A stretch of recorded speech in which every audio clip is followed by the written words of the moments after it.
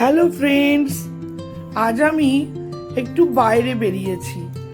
আসানসোলের দিকে আমরা রওনা দিলাম।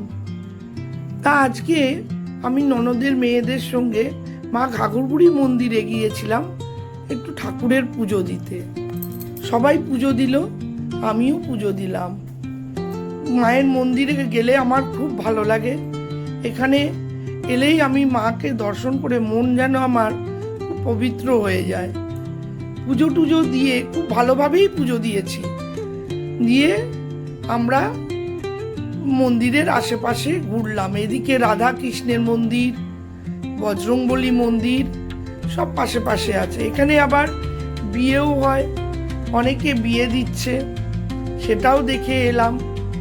তার পাশে একটা জল আছে, যায় নদীর মতো জল যায়, নদী নয়, একটা খালের মতো একটা জলের স্রোত আছে।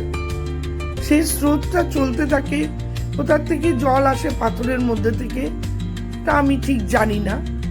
তবে এইখানে জলের স্রোতটা বৃষ্টি হচ্ছে খুবই বেশি।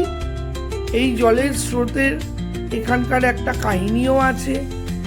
আমরা ওখানে গেলে পেছন দিকে, মন্দিরের পেছন দিক দিয়ে ওই জলটা আমরা দেখে আসি। এবারেও তাই পেছন দিকে গেলাম, গিয়ে মন্দিরের ওই জলটা দেখলাম।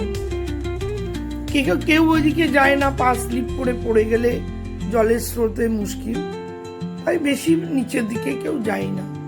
মন্দিরে পুজো টুজো দিয়ে ভালোভাবে আমরা ফিরে এলাম আসানসোল মার্কেটের দিকে। মার্কেটে যাওয়ার আগে আমরা একটু হোটেলে সামান্য কিছু নিরামিষ ভেজ খাবার খেয়ে নিলাম। যাই হোক, আমরা ওখান থেকে খেয়ে দিয়েই বেরিয়ে পড়লাম বাড়ির উদ্দেশ্যে। চ্যানেলটিকে অবশ্যই লাইক, শেয়ার, সাবস্ক্রাইব করে দেবেন। বাই।